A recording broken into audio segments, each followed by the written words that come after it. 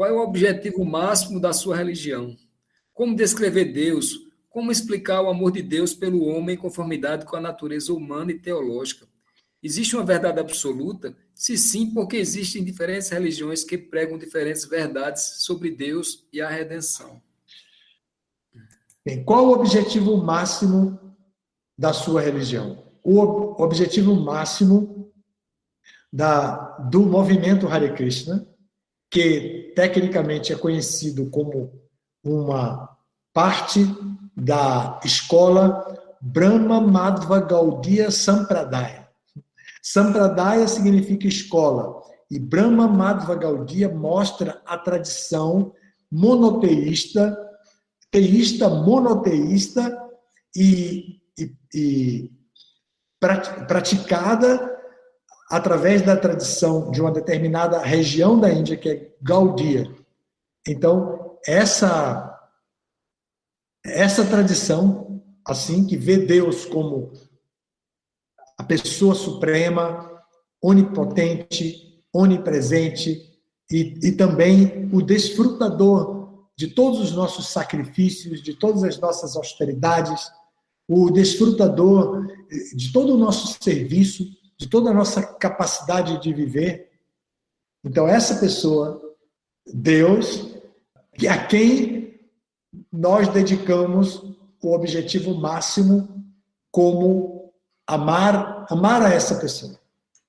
Então, o nosso objetivo máximo é amar a Deus. E esse amor a Deus é chamado de Krishna Prema.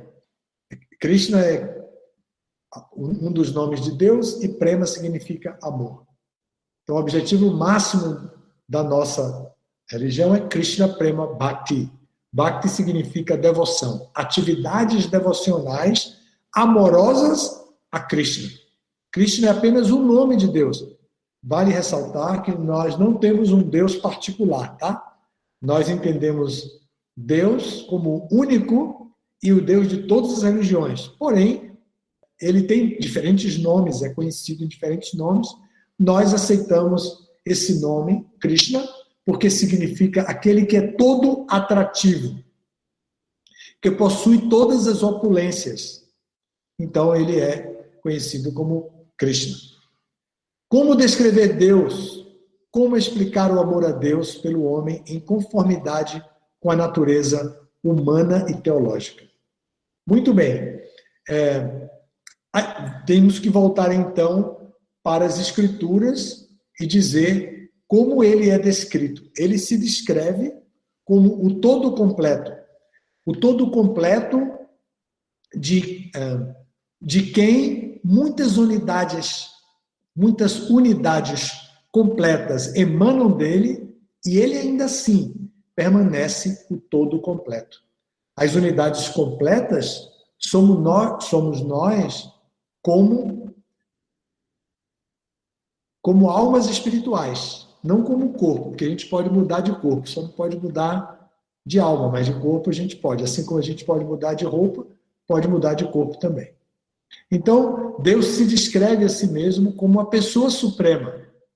O amor a Deus é o comportamento favorável à satisfação de Deus. Esse comportamento favorável cria uma aura de amor, de sentimento, mas ele é originalmente um comportamento, uma atitude, um comportamento disciplinado de servir a Deus. Isso é o amor a Deus. Não é um mero sentimento que você pode se revoltar. Você ama Deus, mas, por alguma razão, você perde um ente querido e você pensa, se Deus é a pessoa suprema, ele é responsável pela morte do meu ente querido, então eu estou zangado com Deus. Não é assim. O comportamento de servir a Deus, nós servimos a Deus através das instruções dele, dadas nas Escrituras, que se apresentam através dos mestres, e então nós obtemos esse conhecimento e praticamos esse serviço a Deus. O serviço mais prático, simples a Deus é ouvir sobre Ele. E o segundo mais simples é cantar os nomes dEle, recitar os nomes dEle. Isso é comum a muitas religiões, né? Bom, então, como explicar o amor a Deus pelo homem em conformidade com a natureza humana e teológica? Isso mesmo. A natureza humana nos leva a agir de acordo com o nosso corpo, com a nossa mente, com a nossa inteligência e também com a nossa inserção dentro da sociedade. Então, a natureza humana exige que nós adotemos uma disciplina tal que toda a nossa vida seja dedicada ao prazer de Deus. Então, nós vamos servir a Deus através de ouvir sobre Ele, através de recitar seus santos nomes, através das práticas de lembrança dele, poesias, versos, versículos das literaturas, lembrar dele lembrar dele sempre. Servir a Deus também através dos samskaras, aceitar, por exemplo, iniciação espiritual, o batismo. Isso é uma forma de servir a Deus também. Fazer orações, orar a Deus, tanto através de versos seletos, poesias seletas das Escrituras, mas também através de oração espontânea, onde você revela a sua compreensão a respeito de Deus. Desenvolver por Deus a compreensão da sua própria natureza divina e compreender que o seu corpo é transcendental, não tem nada a ver com a matéria. Contemplar isso, meditar nisso. E assim nós estamos servindo a Deus em conformidade com a nossa natureza humana e, teologicamente, reconhecendo-o como a pessoa suprema. Existe uma verdade absoluta? De acordo com os Vedas, existe sim uma verdade absoluta. Essa verdade absoluta se manifesta em 3 aspectos.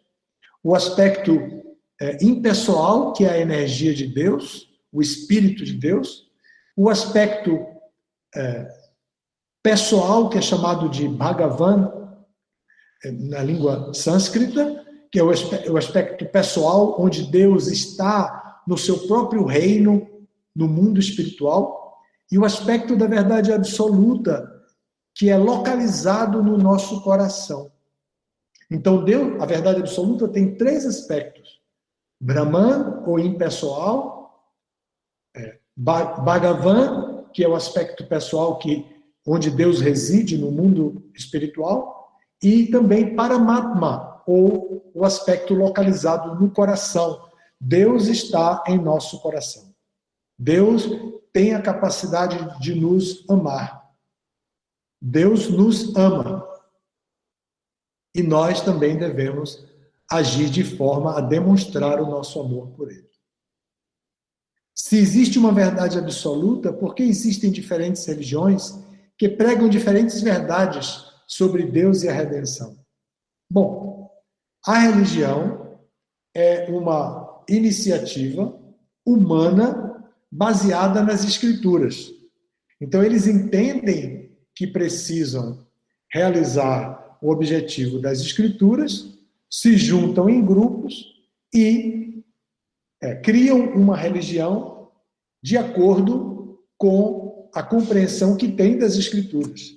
Deus também, ao vir a este mundo, também revela a religião verdadeira, a religião de amor a Deus. Ele também revela isso, ele também dá as bases da sua igreja, da sua religião, como ele quer que seja feita a sua religião. Então, A verdade absoluta, ela se apresenta em 3 aspectos: no aspecto impessoal, no aspecto pessoal e no aspecto localizado no coração. Deus está em nosso coração também. E ele revela as escrituras e ele revela a sua religião e a sua igreja. E essa igreja, através de sua liturgia, cria uma relação com a matéria inerte. E através de determinadas roupas, determinadas hábitos, determinadas atividades, elas vão ajudando a disciplina das pessoas. Evidentemente que a espiritualidade não depende disso, mas o ser humano, quando a alma espiritual no corpo humano, já tem um corpo que tem suas exigências. E o corpo, dentro da sociedade, cria novas exigências. E assim, essas exigências podem ser utilizadas como um caminho de disciplina para que a pessoa possa obter a essência da religião, que é a espiritualidade. Então, diferentes religiões pregam diferentes verdades sobre Deus e sobre a redenção, porque existem diferentes expectativas de redenção no ser humano. Eles são influenciados pelas modalidades da natureza, que eu já falei: bondade, paixão e escuridão, ou também chamado de ignorância. Então, essas 3 modalidades influenciam as pessoas e elas se aproximam das religiões para satisfazer suas expectativas. E elas também esperam a redenção de acordo com suas próprias expectativas. Então, elas se formam em diferentes religiões que, às vezes, fazem interpretações diferentes das escrituras sagradas. Mas Deus tolera um pouco isso, sabe? Ele tolera um pouco essa infantilidade do religioso. E ele espera que, através da prática, a pessoa possa se encontrar com a mensagem última. Tem uma instrução dada num dos livros védicos, que, na verdade, é até um verso interessante, bonito, e que diz que a alma espiritual vagueia por todos esses diferentes universos, obtendo um corpo após o outro, um corpo após o outro. E depois de muitos e muitos nascimentos e mortes, ela tem a oportunidade, pela compaixão de Deus e do seu representante, ela tem a oportunidade de obter a sementinha da devoção pura, a devoção pura, da essência da religião. Então, esse é um verso que demonstra que Deus está observando, porque ele sabe de tudo, ele tudo vê. Então, ele está observando os movimentos daquela entidade viva que vagueia por toda a criação material, nascendo e morrendo, para em algum momento ele então colocar essa sementinha da devoção pura, da espiritualidade pura no coração da pessoa.